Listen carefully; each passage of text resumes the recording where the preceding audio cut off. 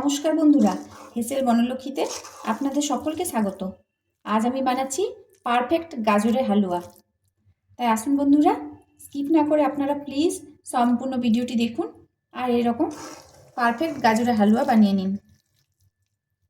এখানে আমি 1 কেজি গাজর খোসা ছাড়িয়ে খুব ভালো করে ধুয়ে নিয়েছি। এই গাজর এখন গ্রেট করে নেব। গাজরটা ঠিক এইভাবে গ্রেট করে নেব। আর গাজর ঘষতে ঘষতে এদিকে আমি দুধ বসিয়েছি 1 কেজি 250। এই দুধটা মাঝে মাঝে নেড়ে দেব। অল্প আছে ফুটে কমতে দিতে হবে। দুধটা শুধু মাঝে মাঝে নেড়ে দিতে হবে, না হলে তলায় ধরে যাওয়ার সম্ভাবনা থাকে। দুধটা ফুটতে ফুটতে অনেকটাই কমে গেছে, তবে এখনও দুধটা আর একটু ফুটাবো। আর গাজরটাও সম্পূর্ণ গ্রেট করা হয়ে গেছে। এখন গ্যাসের অন্যদিকে কড়াইয়ে সাদা তেল দিয়ে গাজরটা ভেজে নেব।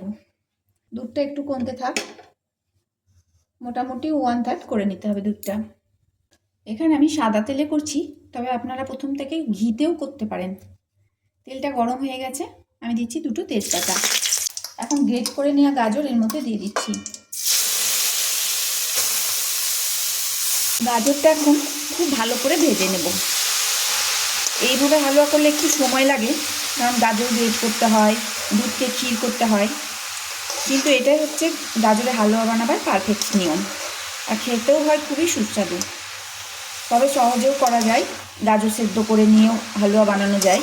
সেখানে কোনো ক্ষীরও করতে হয় না, দুধের মাওয়া দিয়েও করা যেতে পারে, কিংবা পাউডার দুধেও করা যেতে পারে। সেটা খুবই সহজে হয়ে যাবে, 10 মিনিটের মধ্যেই হালুয়া তৈরি হয়ে যাবে। কিন্তু সহজে করার থেকে এইভাবে করাই আমার মনে হয় বেশি ভালো হয়, কারণ এটা খেতে খুবই সুস্বাদু হয়। আমি সহজে রেসিপি একবার দিয়ে দেব, সহজে হালুয়া বানানো যাবে। কিন্তু এইভাবে একবার হালুয়া বানিয়ে দেখবেন, বাড়ির সকলের খুবই পছন্দ হবে। কারণ ভালো জিনিস খেতে গেলে একটু তো খাটনি করতেই হবে। তবে এক কথায়, গাজরের হালুয়া যদি পারফেক্ট টেস্ট পেতে হয় তাহলে এইভাবে করাই ভালো। এখন হাই ফ্লেমে আমি গাজরটা খুব ভালোভাবে ভেজে নিচ্ছি, আর ওইদিকে দুধ ফুটে ক্ষীর হচ্ছে। এইভাবে মাঝে মাঝে নেড়ে দিয়ে দিয়ে গাজরটা খুব ভালো করে ভেজে নিতে হবে। যতক্ষণ না গাজরের কাঁচা গন্ধটা যায় ততক্ষণ ভাজতে হবে। হাতে একটু সময় নিয়ে গাজরটা ভেজে নিতে হবে। গাজরটা খুব ভালোভাবে ভেজে নিলাম, আর এটা 14-15 মিনিট ধরে ভাজলাম। এদিকে ক্ষীরটাও হয়ে গেছে, দেখুন, দেখেই বোঝা যাচ্ছে অনেকটাই পুরো হয়েছে। এখন এই ক্ষীরটা হালুয়ার মধ্যে, এর গাজরের মধ্যে ঢেলে দেব। ভালোভাবে মিশিয়ে নিতে হবে। এখন এর মধ্যে দিচ্ছি 6-7টা এলাচের থেঁতো। এলাচগুলো থেঁতো করে নিয়েছি, এর মধ্যে একসাথে মিশিয়ে দিলাম।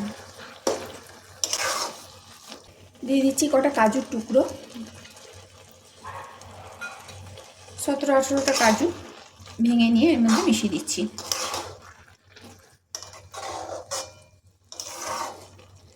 এখন এটা আরও কিছুক্ষণ রান্না করতে হবে, যতক্ষণ না দুধটা আরও পুরো হয়ে যায়।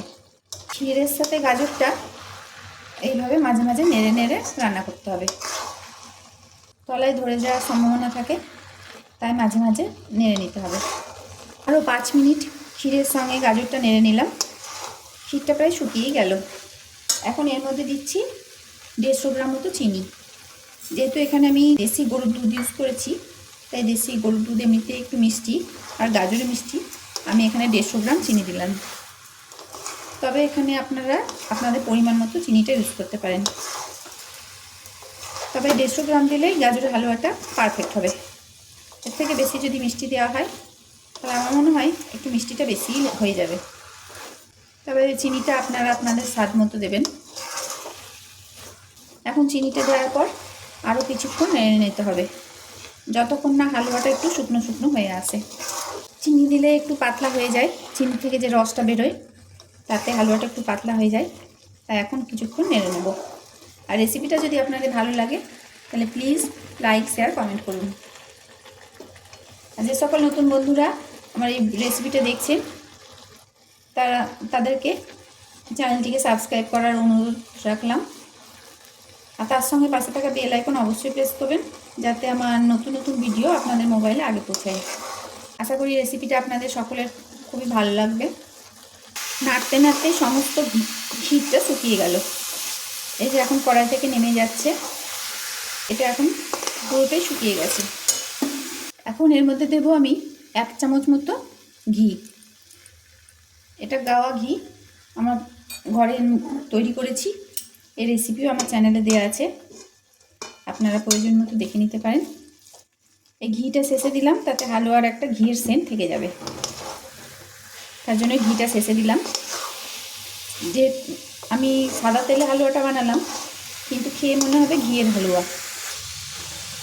এই হালুয়াটা এখন হয়ে গেল, ঘিটাও সম্পূর্ণভাবে গলে গেল। পুরো ঘিটা খুব ভালোভাবে মিশিয়ে নিলাম হালুয়ার সাথে, গ্যাস বন্ধ করে দিলাম। সমস্ত রেসিপিটি দেখার জন্য হেসেল বনলক্ষ্মীর তরফ থেকে অসংখ্য ধন্যবাদ।